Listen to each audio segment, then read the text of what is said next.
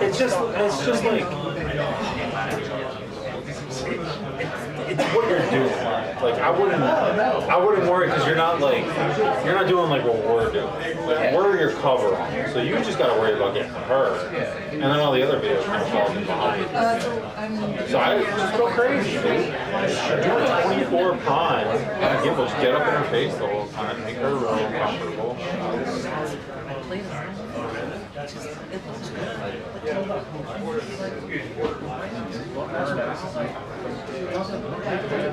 No, and it's annoying to be like this close to somebody trying to get contact. Yeah, I get that. It doesn't make like sure, it looks cool. You're not gonna get what you want. What's that? Oh, it's That's what you want, yeah. E-mount works with the touchscreen autofocus, yeah. It's all awesome. So that's what I'm saying. Like I love my 24. Like it's nice. Dude, here's a 28 right here. Yeah. You know what I mean? Like I could take 2 steps down. Yeah. I mean, most cases. 90% of the time. Did you already mic her up? What do you think? Hey,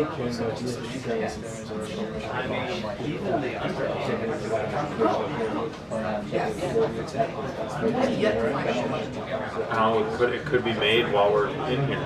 That's usually what my theory is going to happen. Like something will happen. They're going to say something. You know what I mean?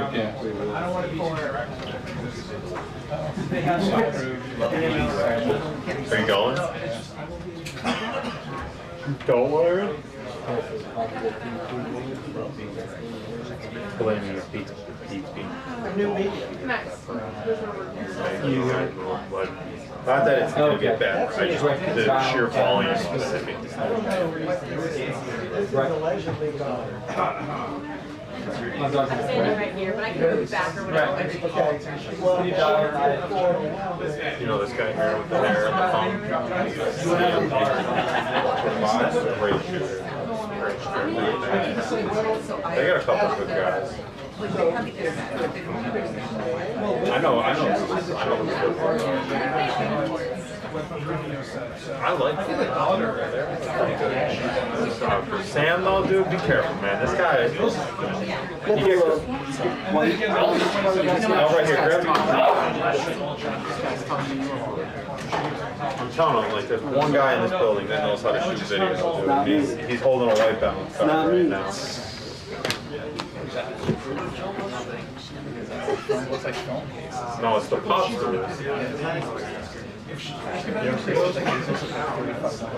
I broke one. I just threw it away.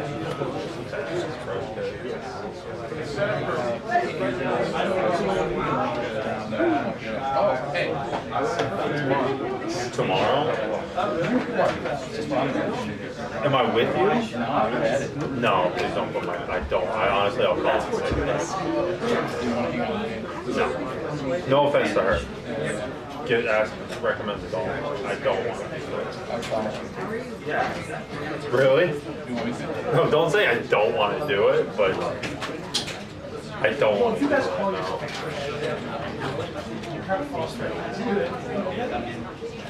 You don't mind, but you gotta get out of here. Nice of you.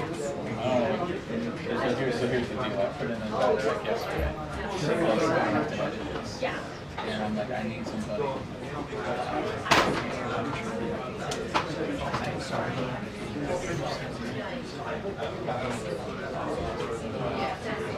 I mean, if you do. No, I understand. Yeah, believe me, I'm sure it's probably the easiest thing I'll do all week. But I just don't want to. I don't want to be in it. I don't want to do it. No, it's not that. It's just knowing what I know about it. I don't want to do it. Knowing the it's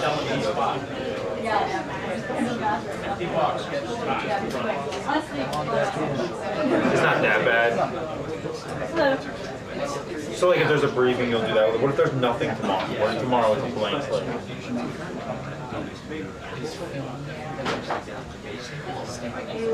Yeah.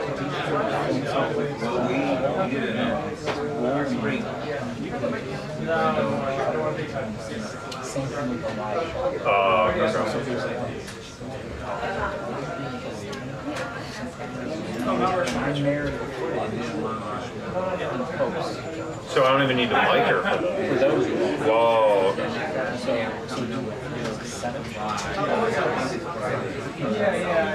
Yeah. Are you doing it all with the knife, or do you gimbal anything? Or I don't know. That's what I'm asking. Do you care if I just go like don't over the shoulder style with it? Okay. So you have an FX6. Yeah, I have a 6. Yeah. Okay. Feed the 4K back. Well, that's why I can do the show every night. Oh, okay. So basically, my case is tomorrow is probably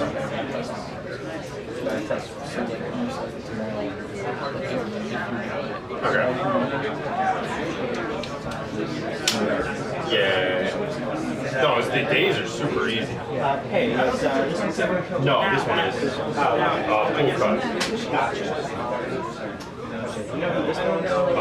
CBS. I don't know who specifically. Oh my god, what an angel. He's taking 2 of them. Oh, I lied, I only got 1. Stop it, thank you. Thank you.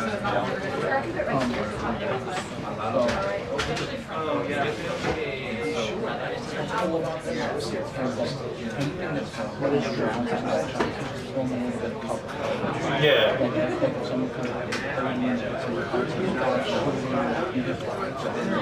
Okay.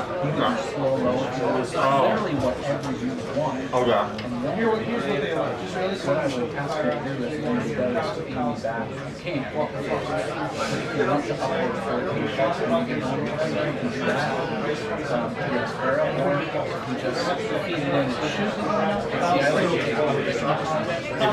If you have an Aspera link, you can send me after I do it. I'll upload it right when I get home, and then I could I'll feed everything over the line from here.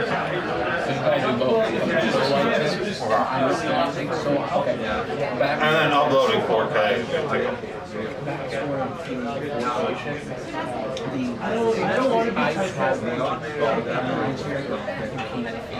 yeah. So I go home my birthday shit back to the store. So I can send you Yeah. But anyways, if you do it, have a mic ready to go. Something last night. making sure no Oh, one's okay. taking a seat. We were home for it. We were very protective of our status. Way outside of the tank, and I used some of the tent volume. Okay, yeah. And it looked good. They use all the so then each of them were the second half. Yeah. Like at the end of it. And just upload. And then I feed it, I feed it back. And Okay. then you flash it to the DJ. Buddy, you got a problem? Quiet. This man's trying to work. Victor trying to work. Some of them really get out. They came over asking for the camera. Are you good? I'm teasing these guys. Oh, okay. Cool. Victor, what's up, buddy? What's up?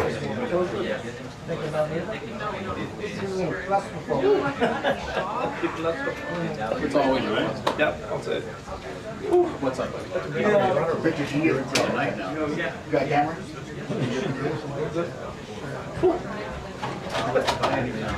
Ready for the sauna?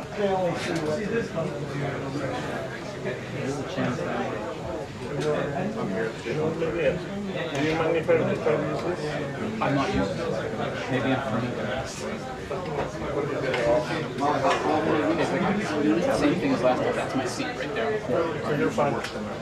Hey, Doug, how are you? Are you jumping back here? Yeah, How are you, man? good, man. How are you? Let me know from the You good? You good? Are you going to put a stool back here?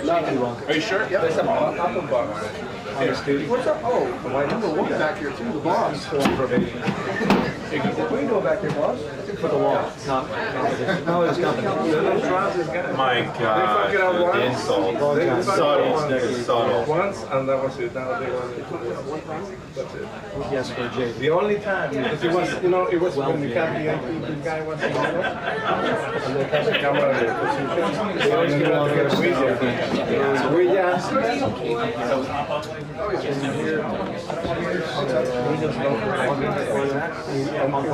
It was an important question. That's a good ride, yeah. We should all be. Actually, this is kind of cool. I'm good enough to go anywhere else. That might be good. Let me see. Actually, yeah, that's a good shot. But that's Where you No, I believe it. Yeah. start here and then walk around. Okay, yeah.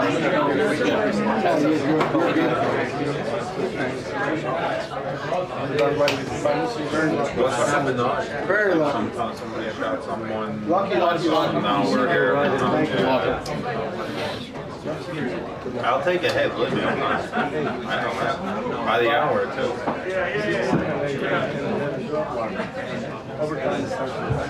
I love that guy. Run right through it. Run the red light. There's no red light. They're all green. Yeah. I'll glue it back together when we're done.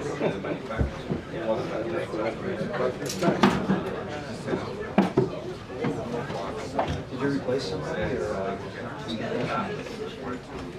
you traveling anytime soon? You know what, Victor?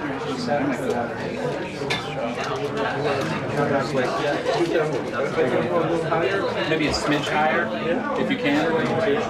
Thanks, folks. That's perfect. Yeah, thanks. You tell me, man.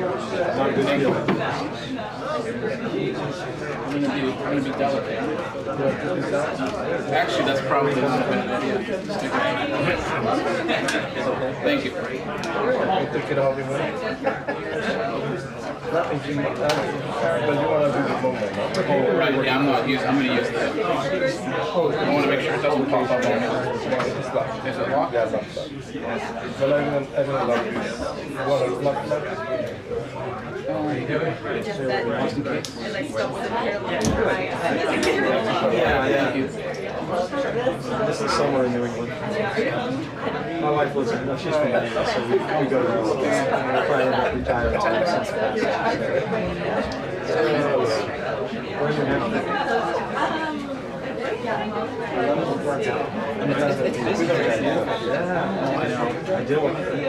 And every time you see more video, it's a new video. Big city, yeah. Really? Every week. Oh, I know.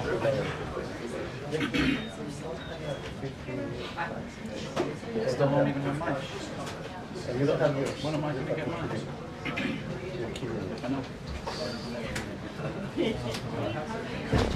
So if you do not have media, you'll be all that.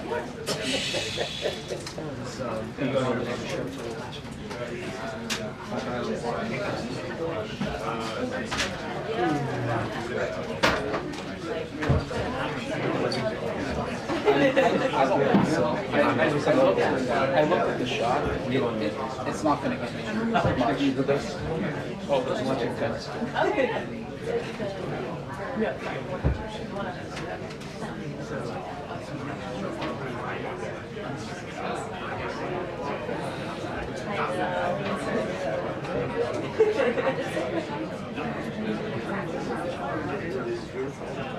What's up? Is it? Oh no. It'll be small.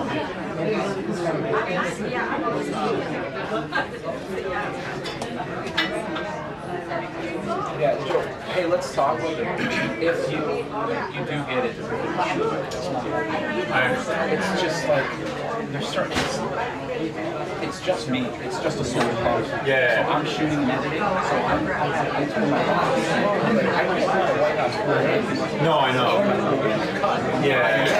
They never film. So I said, the only way I can do it. You said it's for tomorrow. So here's what I said, Tuesday I shot. Monday and Tuesday. Yeah. Tomorrow I gotta go and cut from Monday. Tuesday stuff though. Yeah. And bring in a ton of material. And by the time I'm done with that cut, your day will be wrapped, and I can start looking at your stuff, and then on Thursday I can start looking at the stuff that you do on Wednesday, and then the same thing for Thursday. Is anybody doing it Friday? She's not doing Friday. She's not here on Friday. So I need somebody. I said I can only do 2 days show, and I'm going to need support. 2 other days, whether it's you or somebody, you know. So I told, I said, we have to figure this out because this is not a one-man issue. My fear is I become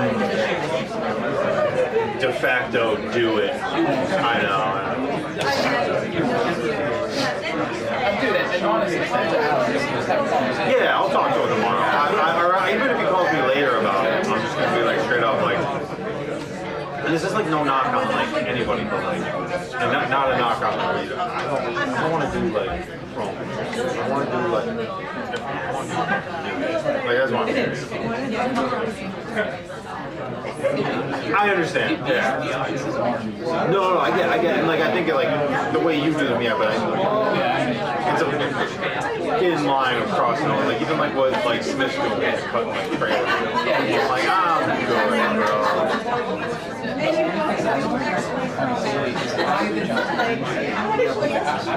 Oh, so you're just talking, okay, that's easier. I just texted you, hey, what's going on? I think I have different shop stays looking Yeah. people come and go. I try to get a little bit of all of that. I got you, yeah. That's all it is. It's like setting up the dance. Yeah, and that takes like, you can do that in 15 minutes right when you get in. Yeah, Pretty much have like build up and then like build up to events, like say there's like a gaggle out there, you can get a lot of that. unless people come in on the driveway. That's the only. That's what I'm saying, yeah. So anyways, dude, we could talk, but Yeah. I want to see the final. what's that, right? I want to see the final. He's done a couple of them. I've done 5. 5 of them. I've got 5 of them. You know, man, it's a mix. It's a mix. And then it's like we wrap it.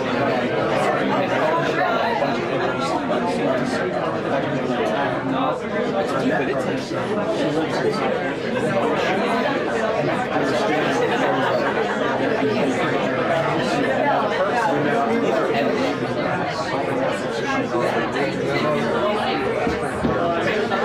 Special projects, but I don't like that. Special project name.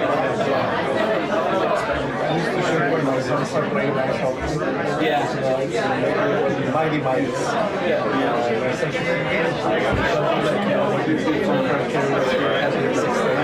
I'd rather be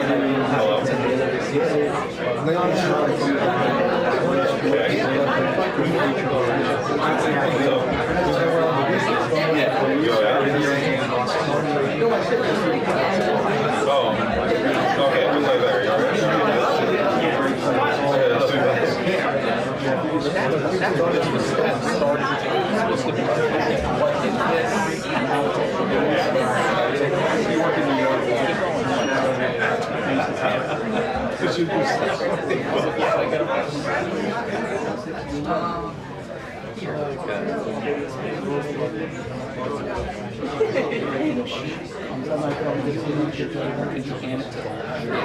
Yeah, there you go. Thank you. Yeah, just like that. Thanks, man.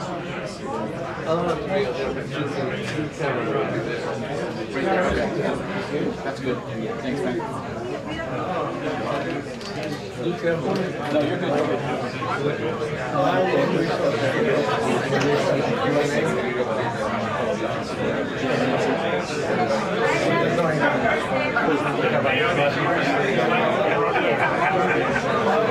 They were standing on the side of the hallway.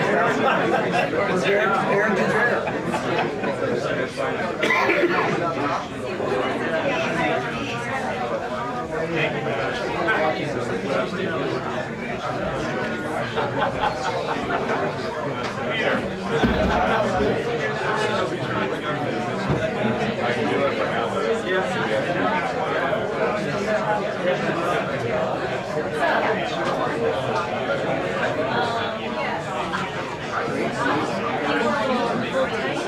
Yeah.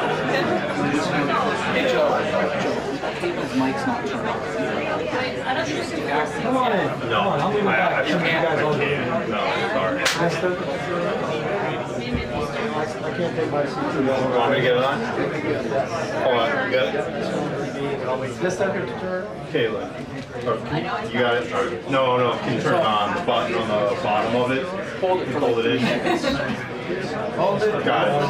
Green light.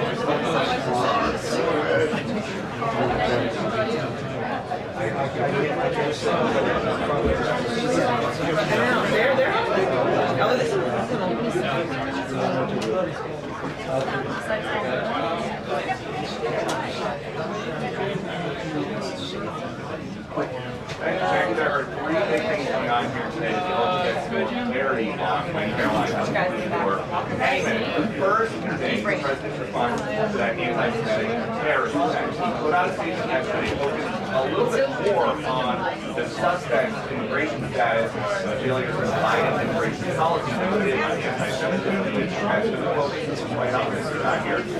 So we hope to kind of pull the brain of that attack and what's being learned by the suspect when she comes out. Also on Caroline, she said, Caroline said yesterday that at some point this meeting, the President of the United States for a about the way down because he wanted to point out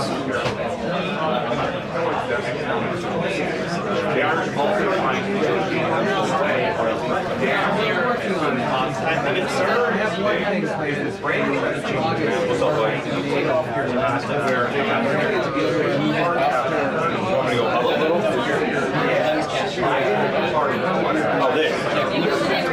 The booth, hey dude, I'm real tight. I'm like, I got very good. Can you move your strap? Here's one for back. I mean, that's not saying it's going to short your shoulder strap. You don't have to take it off. I am. They were like my colleagues. So they're our age. the purpose is now investigating. A lot of I'll send you Why they are so Yeah, usually it's open. They're recognizing. Thanks, dude. Then I'm gonna spend a week. So later they're not gonna I think I'm okay. As long as I got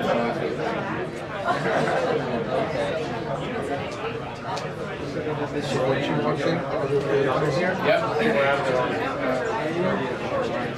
Yeah. Must be like this.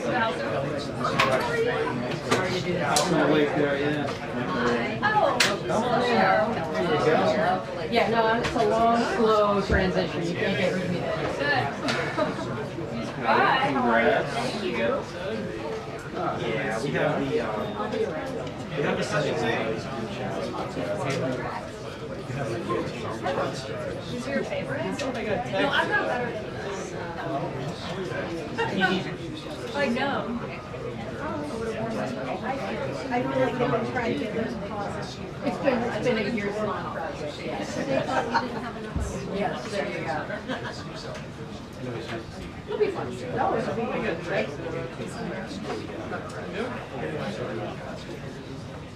Full effect.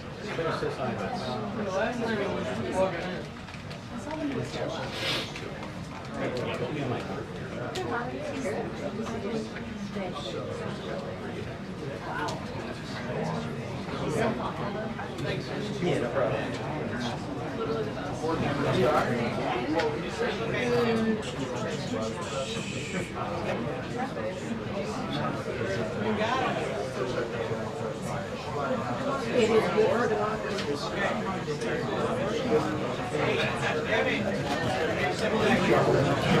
What about it?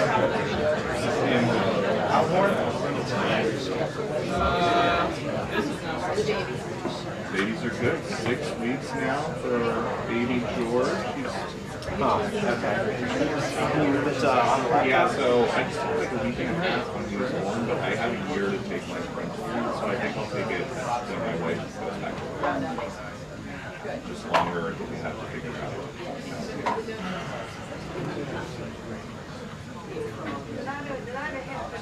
Yeah.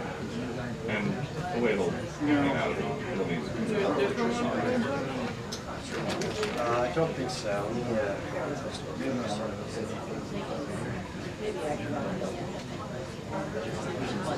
Yeah. Yeah. She is doing great. Yeah, she's a very eager big sister, and she's been very helpful. Make sure I mean, helpful as in doing what she's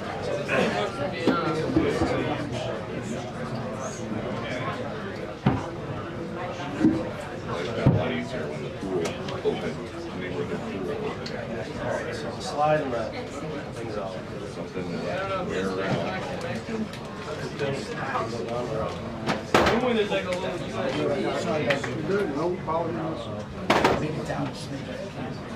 Thanks, Tim. That's perfect. Oh yeah, don't worry about it. Thank you. Just send them a bill.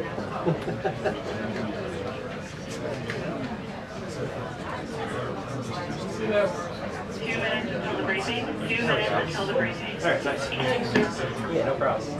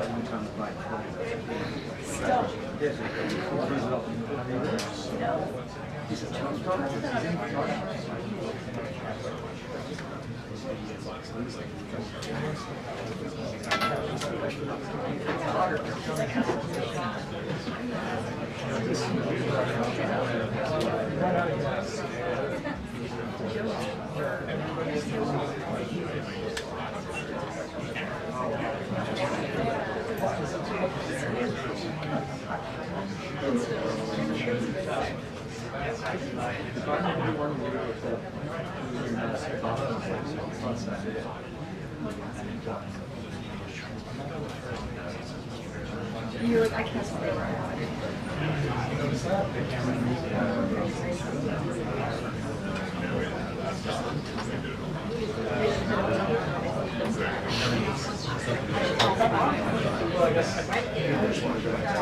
You change the subject to his guns.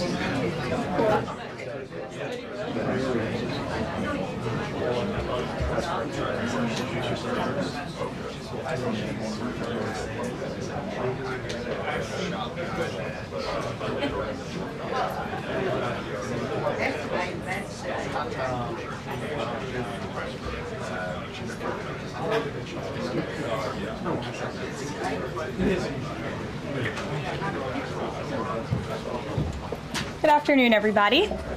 How are you? Good. It's good to see all of you. I want to start by addressing the horrific act of violence that took place on Sunday in Boulder, Colorado. President Trump and the entire administration's hearts go out to the victims, and they are in our prayers during this unimaginable time. According to reporting from Fox News, the alleged attacker admitted in an interview that he wanted to kill all Zionist people and had been planning the attack for over a year and would do it again if he could. This monster used a makeshift flamethrower and Molotov cocktails to light Jewish Americans on fire in an attempt to burn them alive. The victims at the incident location in Boulder were there to rally in support of Israeli hostages who remain in Hamas captivity. 12 were injured, including a Holocaust survivor. This is pure evil. The Department of Justice has already filed federal hate crime charges against the alleged perpetrator, and he will be held accountable to the fullest extent of the law. This tragedy is a sobering reminder of the consequences of the Biden administration's failed policies. According to the Department of Homeland Security, the Boulder suspect is an Egyptian national who was in the United States illegally. He entered the U.S. during the Biden administration in August 2022 on a B-2 visa until it expired. Upon the visa expiration, he overstayed, filed an asylum claim, and was given a work authorization by the Biden administration. Instead of deporting this heinous individual, Joe Biden's administration allowed him to stay in our country and to work. President Trump sounded the alarm over these reckless Biden policies for years because this is the predictable result of letting anti-American radicals and illegal immigrants pour into our country. Immigration security is national security. And that's why the Trump administration, at the direction of our great president, has secured our border, strengthened our immigration system, and has taken immediate steps to protect the United States from foreign terrorists and other public safety threats. President Trump acted swiftly upon taking office to reform our visa issuance process to ensure that dangerous aliens who are intent on harming Americans or our national security interests are no longer admitted into our country. Under the Trump administration, aliens will only be admitted into the United States through the legal process and only if they do not bear hostile attitudes towards our citizens, our culture, our government, our institutions, or most importantly, our founding principles. Under President Trump, the United States has zero tolerance for foreign visitors who support terrorism. Violators of U.S. law, including international students, will continue to face visa denial or revocation and deportation. And illegal alien criminals will continue to be arrested and deported from our country. On that note, ICE and federal law enforcement partners just wrapped up a month-long surge operation arresting nearly 1,500 illegal aliens in the Commonwealth of Massachusetts. During the enhanced operation, dubbed Operation Patriot, ICE Boston and other federal law enforcement personnel focused on transnational organized crime, gangs, and dangerous illegal alien offenders throughout Mass. More than half of the nearly 1,500 illegals arrested had significant criminal convictions or charges pending against them. Here are just some of the violent illegal aliens who were removed from communities in Massachusetts during Operation Patriot. A Salvadorian national with active Interpol red notice for aggravated homicide. A Guatemalan national and registered sex offender who had pending criminal charges in Boston for 5 counts of indecent assault and battery on a person 14 or over. A Honduran national who was last arrested for rape, indecent assault, and battery of a person 14 or over. A Colombian national charged with kidnapping, aggravated rape, and indecent assault and battery on a person 14 or over. And a Guatemalan national who was convicted of murder in Boston. Also, a Brazilian national who was charged with aggravated rape of a child by force and possession of child pornography. Again, these are people who are living in the Commonwealth of Massachusetts. And lastly, a Salvadorian national whose criminal history includes charges of aggravated rape of a child by force. I don't think anybody in this room wants these types of heinous criminals in your communities. And it's thanks to this administration that they are being removed from our country. When Democrat-run jurisdictions released violent illegal alien criminals back into communities after making arrests instead of turning them over to federal immigration enforcement like they should, those Democrats are putting law-abiding Americans at risk. And these insane policies force law enforcement officials to make much more difficult arrests that put their lives, our law enforcement lives, in jeopardy. President Trump is incredibly grateful for our heroic officers on the front lines getting these violent illegal alien invaders out of our communities. Law and order is back in America under President Trump. And on that same note, there are new crime statistics that show crime is plummeting. In fact, Politico summed it up like this. Murder rates are tumbling across the U.S. in 2025. Homicide stats are down at least 20% over last year, and we could be on course for the lowest number on record. With President Trump in charge, the days of criminals being put over victims are over. On the topic of immigration, the Washington Post just ran one of the most ridiculous headlines ever, even by their standards. And on my very first briefing, several months ago, I said I would hold anyone accountable in this room. The Washington Post actually had this headline, "The Mysterious Drop in Fentanyl Seizures on the U.S.-Mexico Border." How is this mysterious? There is no mystery about why there is a decrease in fentanyl coming into the United States. This administration's strong border policies are the reason there has been a decrease in fentanyl trafficking. His strengthened relationship with Mexican President Sheinbaum and all of the measures he has been taking to deter illegal human and drug trafficking at our United States southern border is the reason for plummeting fentanyl seizures at the U.S. border. There is nothing mysterious about that, and we'd like to see the Washington Post update their headline accordingly. This is clearly trying to intentionally manipulate the minds of the Americans And I think the American people understand why there's been a fentanyl drop. And our office responded to this inquiry. We provided a whole host of the reasons that fentanyl seizures at the southern border have dropped, and the Washington Post refused to run them. And that's despicable. In other news, positive economic reports continue to flood in. Inflation dropped to 2.1% in April. Personal income increased 0.8% in April. So inflation is down and wages are up. That's almost triple the expectations and against the doubts of nearly everyone in this room. And we also saw the largest monthly decline in the trade deficit on record as a result of President Trump's very powerful tariffs. Lastly, the price of eggs has dropped more than 61% since President Trump took office in January. I remember my very first briefing, I was asked about the cost of eggs.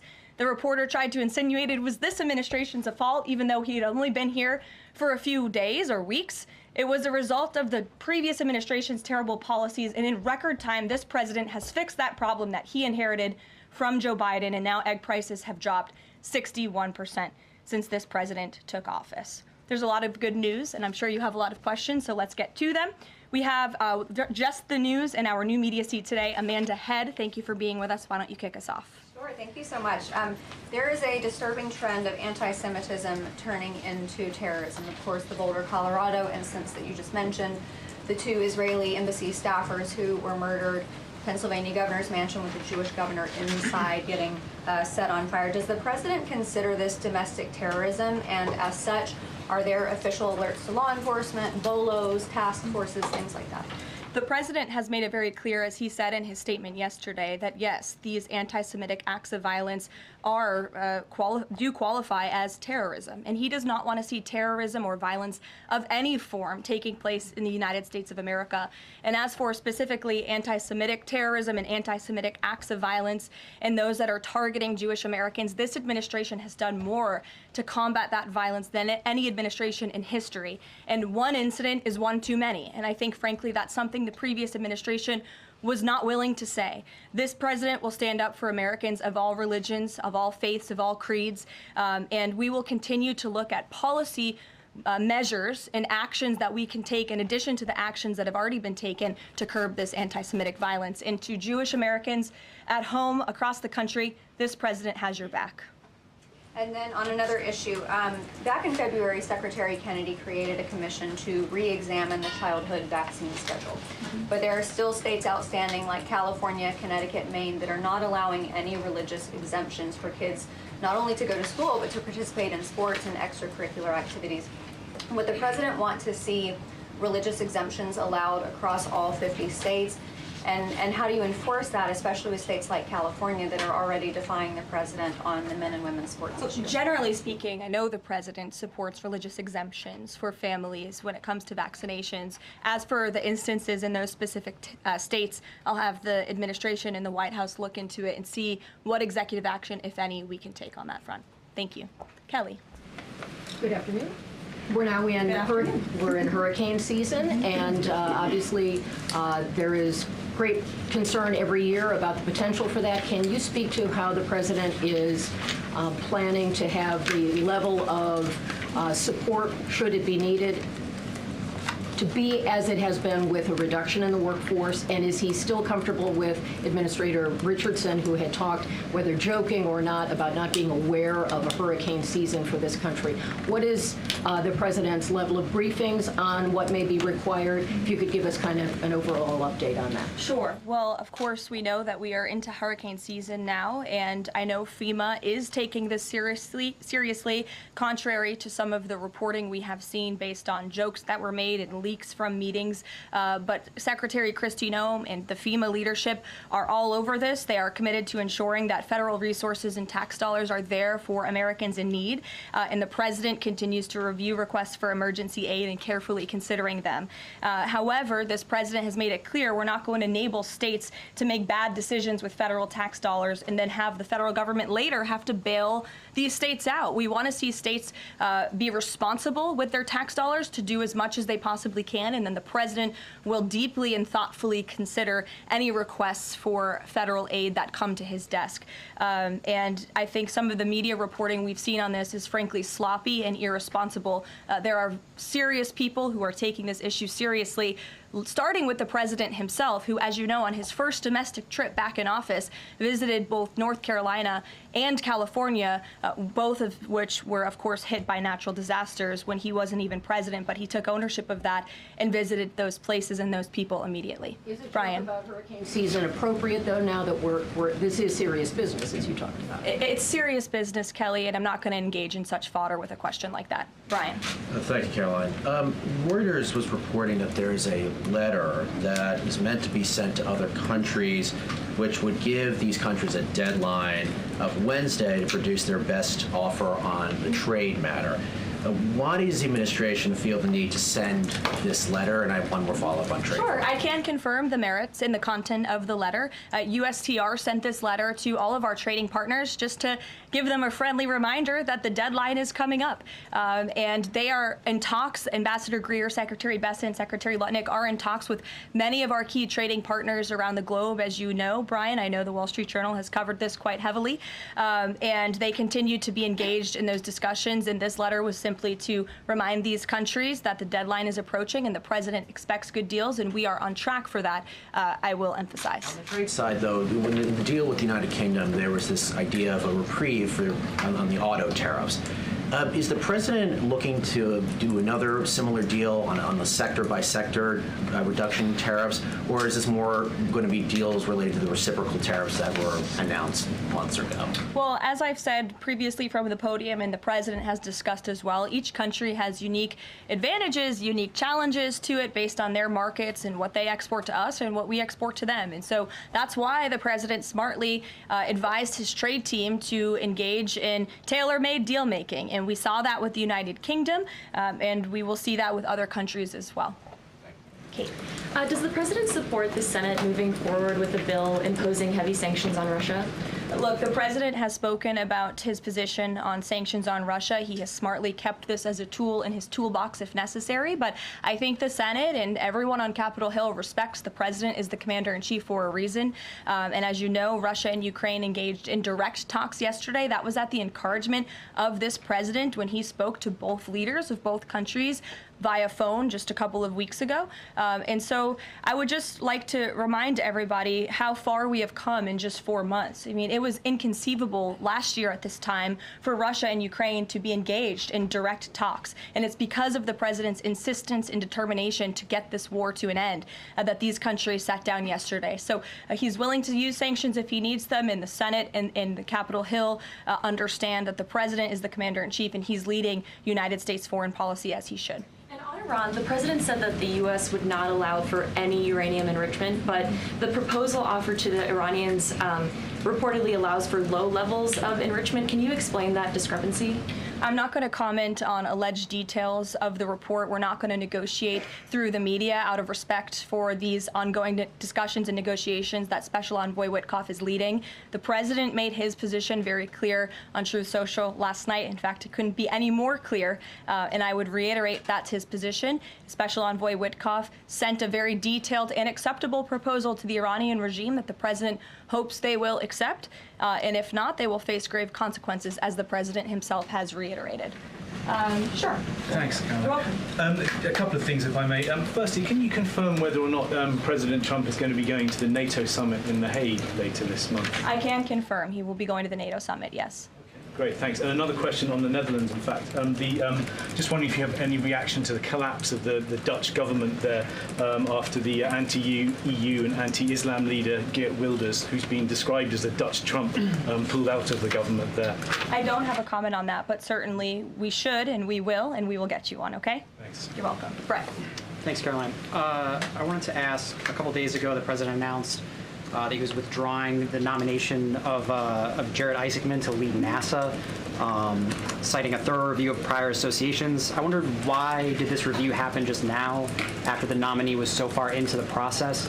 And can you explain the president's thinking on who he might choose? Look, the president reserves the right to nominate individuals to key administration posts. He also reserves the right to remove those individuals if he chooses, just like he reserves the right to fire anybody in the executive branch that he wants. And so a new replacement for NASA will be announced very soon, as the president himself said. Was there something in particular that came up that caused the president concern with this nomination? The president wants to ensure that all of his nominees are aligned fully with the America First mission of this administration. And again, he will be announcing a replacement very soon. Andrew, go ahead. Thank you, Caroline. You're welcome. It's been just about a month since President and Prime Minister Starmer announced... I can't see you all the way back there. Phil's head's in the way. There you go. So it's been just about a month since Prime Minister Starmer and President Trump announced that the U.S. and U.K. had reached a trade deal, That's right. or at least a framework for the deal. Now there are at least some conservative MPs in London who are complaining that Parliament has not yet seen the text of any deal. So I'd like to ask you from this side of the pond, is there a text for the deal ready to be released, submitted, and if not, when can we expect it? And then I have one more. There's most definitely text with this deal. There is language that this side has seen. You'll have to ask the UK Parliament why they haven't seen it from their own government. I obviously can't answer that question. And on Caroline, one more on Ukraine, go ahead, please. Jonathan. Sure, go ahead. On Ukraine, it's been a couple days since Ukraine made that audacious drone strike on Russian airfields. The president hasn't said a word about it, and usually he's not shy about making his thoughts known on the war. Or, it's not bad on the war or any other subject. What have you heard from him on this audacious drone strike? Is he surprised? He said that Zelensky didn't have the cards when they met in the Oval Office a few months back. Does Zelensky possibly have some cards that the president hadn't known about? Look, the president's thinking on the Russia-Ukraine war as it stands, I spoke to him about it just this morning, is he remains positive at the progress that we've seen. Again, he urged both leaders to sit down and talk directly with one another, and they did that. Russia handed over a memorandum of peace, or a peace plan, or a suggestion of one, I understand, to the Ukrainian side. They also agreed upon the exchange of prisoners or hostages from each other's countries. So he remains positive about the progress that we're seeing, but he also is a realist, and he realizes these are two countries that are at war and have been for a long time because of his predecessor's weakness and incompetence. So he's working hard to solve this conflict, and that's where his mind is right now on it. Jonathan, go ahead. Thank you. Same topic, just to put a finer point on it. Does President Trump approve of Ukraine's decision to strike nuclear-capable bombers in Russia? I would like to let the president speak on that himself. And just to follow up, has the president... I would just add to that, the president does not want to see this war prolonged. He wants the fighting to stop, he wants people to stop dying, and he wants this to be solved at the negotiating table. The reason he is so deeply involved and has spent so much time and effort on this war is because he hates to see people dying. Again, these are not Americans that are being killed. These are Russians and these are Ukrainians. This is a war very far away. But this president truly cares about peace, and that's what he wants to see. What is President Trump doing to ensure that a similar internal drone attack doesn't happen here in the US, given this was done at pretty low cost, very stealthily? You know, it obviously raises questions about our own security, particularly for US aircraft here. It absolutely does, and that's why the president nominated Secretary Hegseth and has approved some of the changes that have been made at the Pentagon to ensure that we have the most lethal fighting force in the world, and that the United States military is the best, the biggest. That's why he wants the One Big Beautiful Bill to be passed, because it increases our defense spending. It's why he also launched the announcement of the Golden Dome to prevent from missile strikes and attacks in the future. And the president has a full understanding, I can tell you, because I've spoken to him about it, about the future of warfare and how drones are a big part of that. And I will not get ahead of our policy team, but I think you can expect to see some executive action on that front in the very near future. Caroline? Caitlin. Two questions for you as well. On the big, beautiful bill, you said recently that it is, quote, blatantly wrong to say that it adds to the deficit. You essentially said that an estimate from the Congressional Budget Office and other scorekeepers you believe are wrong. But Republicans like Ron Johnson and Rand Paul disagree. They are saying that it will add to the deficit. That is their concern. Is the White House's position that those two Republican senators are, quote, blatantly wrong? It is. Those senators, it's not news that they disagree with this president on policy, and the president has vocally called them out for it and for their not having their facts together. I would add the Congressional Budget Office has been historically wrong. In fact, they predicted the Trump tax cuts from the president's first term in 2017. Their prediction was wrong by $500 billion. Those tax cuts had nearly $500 billion more of revenue than the Congressional Budget Office scored. And I would also point out, I don't think many people know this, there hasn't been a single staffer in the entire Congressional Budget Office that has contributed to a Republican since the year 2000. But guess what? There have been many staffers within the Congressional Budget Office who have contributed to Democrat candidates and politicians every single cycle since. So unfortunately, this is an institution in our country that has become partisan and political, and we are very confident in our own economic analyses of this bill. There is $1.6 trillion in savings, and our Office of Management and Budget Director, Russ Vought, is a fiscal hawk. He is well known in this city for being a well-respected fiscal hawk. He has tools at his disposal to produce even more savings. And as you know, the White House will be sending our rescissions package to Capitol Hill today. And on immigration, the other day that the Homeland Security Secretary said, and I'm quoting her now, that an illegal alien threatened to assassinate President Trump and highlighted his arrest. A man has now admitted to framing him, saying that he wrote the letter that the DHS Secretary Kristi Noem posted online. Last I checked before I came into the room, that post was still up from DHS. Does the White House expect them to issue a clarification or a correction on that front? We can ask the Department of Homeland Security and get back to you. Jeff. Caroline, is the United States putting pressure on China to release its hold on rare earths that are hurting car companies and technology companies now that require that for their products, and is that pressure working? Well, I can assure you that the administration is actively monitoring China's compliance with the Geneva Trade Agreement. I know the United States, on our end, we have complied with the terms that we set, and our administration officials continue to be engaged in correspondence with their Chinese counterparts. And as you all know, and I know there's a lot of interest in it, there will be a leader-to-leader talk very soon. And when that happens, as always, we will let you know. Also in Asia, just does the White House have a reaction to the results of the election in South Korea? Yes. We do. In fact, let me find it here for you. It should be somewhere in here. Thank you. We do not, but I will get you one, Jeff. Go ahead. Thanks, Caroline. Two questions on trade. Is this letter that was sent to trading partners a sign that the president isn't satisfied with the pace of these negotiations? Is he trying to light a fire under these talks now?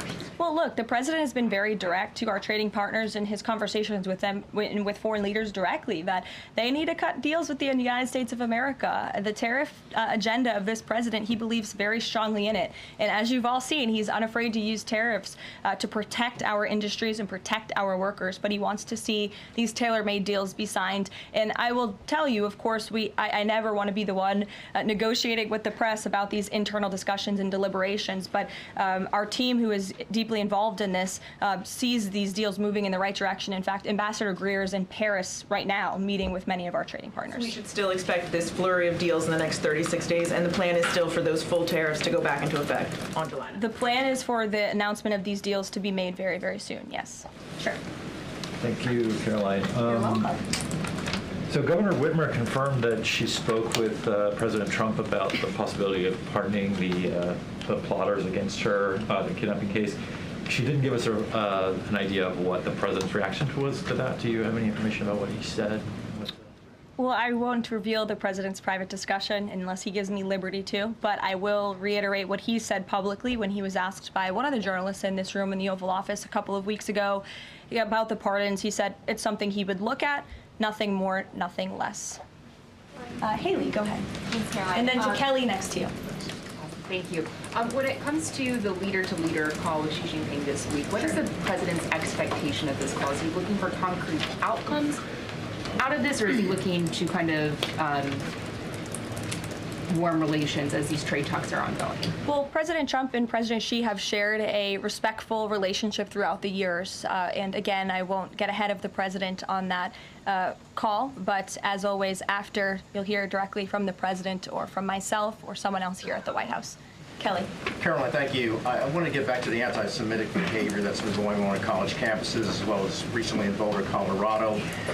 The president, as you know, has the White House Faith Office, the Religious Liberty Commission, as well as the Anti-Task Force on Anti-Christian Bias, which includes anti-Semitism.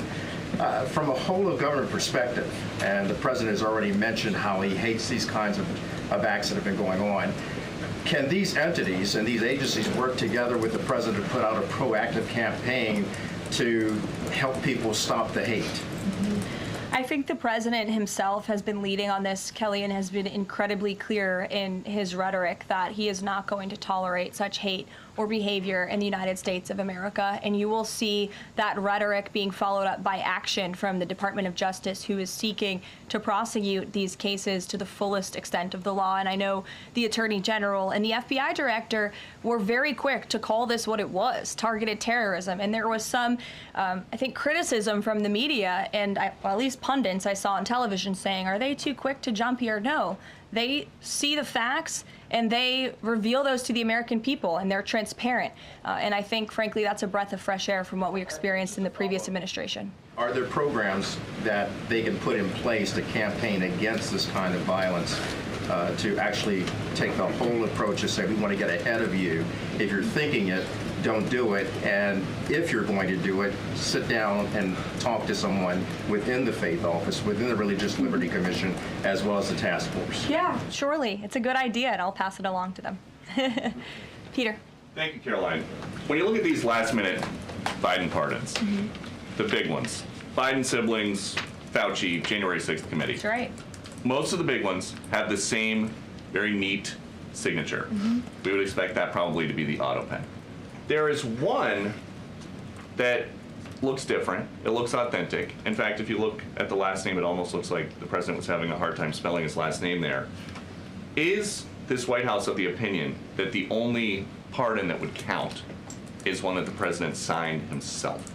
It's very interesting. Very interesting props. If you want to bring them to my office later so I can take a closer look, I would like to do that. The president is making a good point when he discusses the usage of the auto pen. Who was running the country for the past 4 years?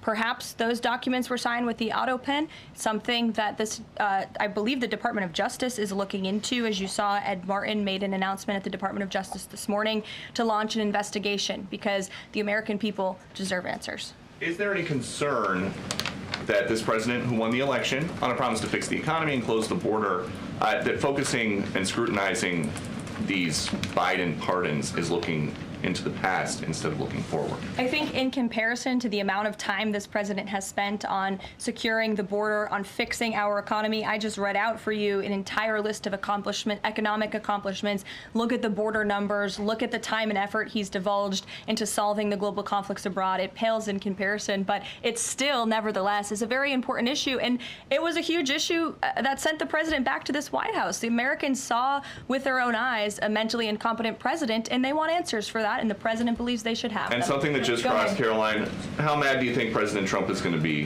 when he finds out that Elon Musk said, I'm sorry, but I just can't stand it anymore. This massive, outrageous, pork-filled congressional spending bill is a disgusting abomination. Shame on those who voted for it. You know you did wrong. You know it.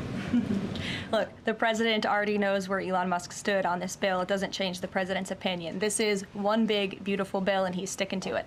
Tamara. Thank you. The National Security Council was reorganized, or some staffing changes were made the Friday before Memorial Day. I'm hoping you can explain sort of the new structure, what the structure is of the National Security Council, what the goal is in terms of staffing levels. You know, what is the new National Security Council mode? Well, as with everything in this White House, it is a top-down approach. The president is here. He is president. He's not an auto pen like the previous president was. He's very much involved in literally every policy discussion and decision that takes place. And we felt it was best to reorganize the National Security Council to respond to that top-down approach that we have here in this White House, and to streamline the efficiency and the effectiveness of the National Security Council. And I would add that Secretary of State Rubio and now National Security Advisor Rubio is doing a tremendous job at leading the National Security Council. He knows the president. He understands where the president is on these issues. He's great to work with here at the White House. I can tell you that. I appreciate seeing him a lot more in the building. And he and the president and the entire National Security Council, who's made up of great patriots who love this country, are doing a tremendous job on the many conflicts around the world that this administration inherited. Is there a goal staffing level? I'm sorry? Is there a goal for the staffing level, like the number of people who would be in this National Security Council? We just want the National Security Council to be as efficient as possible, and if staffing needs are necessary, I'm sure Secretary Rubio would not mind hiring people if necessary, but again, we've been working with them day in and day out, and they're chugging along and doing great work. Sure. Thank you, Caroline. Two questions, if I can. President Trump got involved himself in presidential election in Poland by supporting a conservative candidate who ultimately won. Yeah. What does it mean for the future U.S.-Polish relations? What's likely to change? Well, I believe the president is obviously pleased to see the result of the Polish elections. He met with Karol Nawrocki, if I'm pronouncing that correctly. Yes, Nawrocki. Okay, thank you. I appreciate your insight on that. He met with him at the White House, and he told them, you're going to win because you support common sense. And he supported strong borders in Poland. He supported an end to the woke, radical DEI stuff that we've seen not just here in the United States, but really take over Europe and, frankly, the whole world. He was very outspoken about that. And I was reading the reports about how the Polish people felt about this man, and they felt like he was putting the needs of Poland first. And that's a very refreshing feeling, one that we know very well here in the United States of America. So, as you know, the United States and Poland have always had a very deep and strong relationship, friendship. They're a great ally, and I know the president continues to look forward to working with them. We have one more on Ukrainian drone attack on Russia. Was President Trump informed in advance by Ukraine that the attack is coming? He was not. Carrie. Caroline, so I just want to go back to the issue on the anti-Christian bias as well as issues on anti-Semitic issues. Senator Grassley just put out a report saying that the FBI files have shown that the Catholic group targeting was way more prevalent within the FBI during the Biden era than was previously shown, as far as former FBI Director Christopher Wray was putting out there during congressional testimony. Can you discuss here what President Trump would like to see in terms of consequences within the FBI as far as those who were involved? Also, the second question, if the DOJ finds that the auto pen was used by President Biden, should those actions that were used with the auto pen, should they be null and void? I'm not going to get ahead of the Department of Justice's investigation into the usage of the auto pen. And again, the question is not, was the auto pen used? It's whether or not the President of the United States knew it was being used, and if not, who was using it in his name, which is clearly illegal behavior. Deanna. Thanks, Caroline. One on foreign policy, one domestic, if I can. Sure. On foreign, just speaking to the president's Truth Social post about Iran recently, saying that there will be no uranium enrichment. Is he saying that that's a red line for him, or no? I already answered this question. The president's been very clear about where he stands on that. Okay, and then on domestic, there is a report that Laura Loomer met with the vice president today. Can you speak to her relationship with the administration and if she's informally advising in any way? She is not. I do know she met with the vice president. As for what was discussed in that meeting, I would defer you to his team. Thanks, Caroline. I have one question on anti-Semitism, one question on China. So for years, radical leftists and Islamists have been calling for so-called globalize the Intifada. Do you believe this is a call for violence against Jews? And do you think these attacks on Jews around our country is what globalizing the Intifada looks like? I don't want to speak to the merits of those claims without looking into them, but as I said, any violence against Jewish Americans will be prosecuted to the fullest extent of the law. Absolutely. And also, Secretary of State Rubio made an announcement saying he'll be revoking visas of certain Chinese students, including those with connections to the Chinese Communist Party. Does that include sons and daughters of politicians, presidents, and chairmen? Again, Secretary of State Rubio has the right to revoke visas, and he made the announcement that the State Department will begin to aggressively revoke those visas of Chinese students who are in our country, namely those with Chinese Communist Party ties, or those who could be a threat to our national security and the interests of the United States.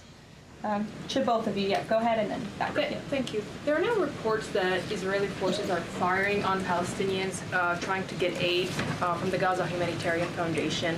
After 20 people, according to the Red Cross, have arrived to the hospital that they've set up with gunshot wounds, have died from them.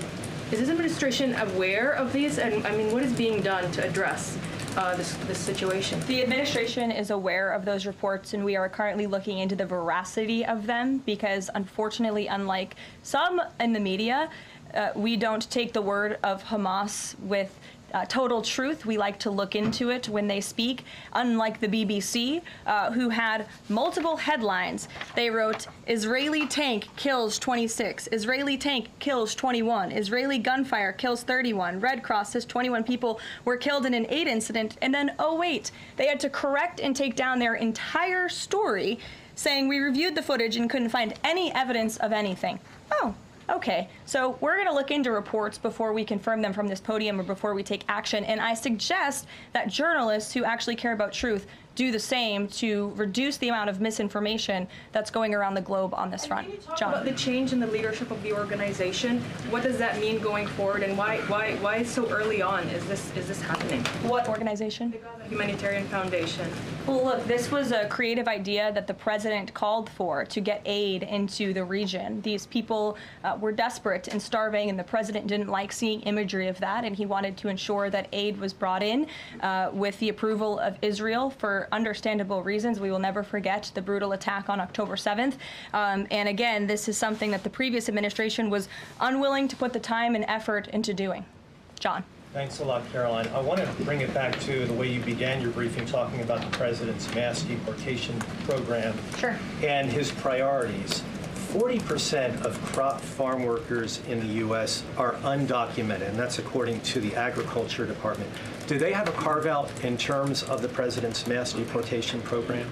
The president and the Trump administration have been very clear. If you are in the country illegally, you are subject to deportation. Is there any concern that, given that large number, if that number is correct, 40% of crop farm workers being undocumented, that could impact the food supply here in America if those individuals that obviously help pick crops all across the country are deported en masse?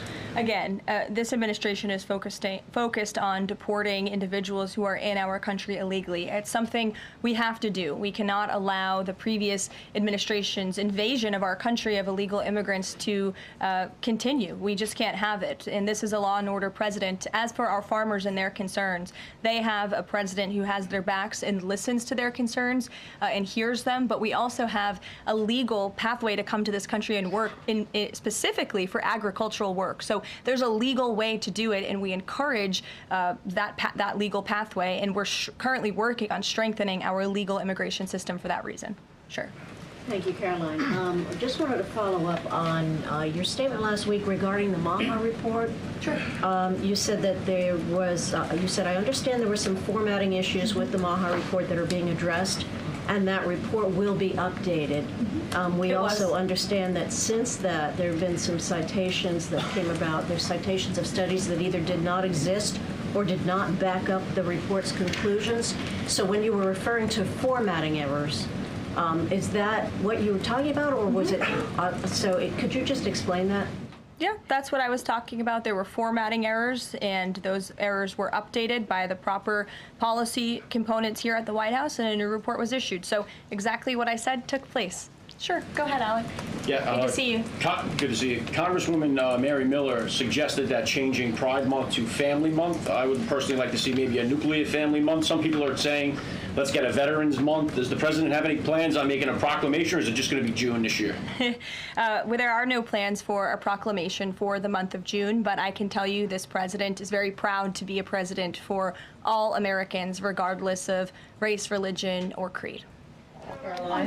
Reagan, go ahead. Thank you, Caroline. And then I'll go to you. Thank you. You're welcome. Colorado passed sanctuary protections for illegals 1 month before the terrorist attack this weekend. 2 questions. Why did the DHS remove the sanctuary cities list that it had published, which was ordered by the president? And then what is the administration going to do to further crack down on sanctuary jurisdictions to prevent attacks like what happened in Colorado? Sure. The Department of Homeland Security will be issuing a new list of sanctuary cities, an accurate list of sanctuary cities. As for what we're doing to crack down, the president has signed various executive orders and has directed the Attorney General to prosecute federal, state and local officials who are not complying with federal immigration authorities and, most importantly, federal immigration law. Thanks, Caroline. Thank you, Caroline. Caroline. Thank you very much. Go ahead. So, does the president take calls from foreign leaders on the tariffs on steel and aluminum? Does he still intend to double them tomorrow morning? The president will be signing that executive order today, and steel and aluminum tariffs will be going to 50%, yes. No way it's going to change, or it's going to be suspended? He made that announcement in Pennsylvania, and he plans to deliver on that promise to Pennsylvanians. And why is he hiking it? And Ed, go ahead. I can answer that, but go ahead, Ed. Oh, yes. Thank you, Caroline. So a Chinese Foreign Ministry spokesperson today said that the U.S. imposed harmful measures like new chip controls and pledging to revoke Chinese student visas. So are the Chinese the victims in this trade back and forth? Look, I don't think anyone is the victim. These are 2 strong countries, and as I said, the president has a good relationship with China's president and leader, and that discussion will take place later this week. And what other authorities is the president looking at for tariffs should the decision of the appeals court not go his direction? Well, right now, his tariffs remain in effect. We spoke at length in my briefing last week about that decision that came down from the International Trade Court, which has been put on pause because the president absolutely does have the authority to implement tariffs and to declare a national emergency for our crippling trade deficit. He could always have the power to use Section 202 or Section 301 as well to impose tariffs if he deems necessary, especially Section 202 tariffs, which are sectoral, as you know, to protect our critical supply chains here at home. Thanks, Caroline. You're welcome. You've got U.S. business leaders begging for certainty. So why did the president suddenly decide to hike tariffs on steel and aluminum again? You also have U.S. business leaders begging to meet with this president and begging to come to the White House to talk to him because they know that he is a negotiator in chief, that he's making good deals on behalf of the American worker and the steel worker, in particular when it comes to the steel and aluminum tariffs, which he discussed in his speech at length at Pennsylvania and the need for them. And I would just add, I was at that speech on Friday with the president, and there were 2,000 steel workers and their families in the room, many of them wearing their hard hats. I spoke to one backstage who said this is the greatest thing that has happened for that community in Pittsburgh, Pennsylvania in 60 years, because this is a president who doesn't just talk the talk, he walks the walk too, and he's delivering on his promises to bolster our steel and aluminum industries in this country and to protect those jobs. If not for this president, that steel plant in Pittsburgh, Pennsylvania would have closed. Those jobs would have been lost, and the president saved that company, he saved those jobs, and he's saving that community, and that's the intention of the steel tariffs, which he will sign later this afternoon. Thank you very much, everyone. We'll see you later. Thank you. Friday for Steve, everything?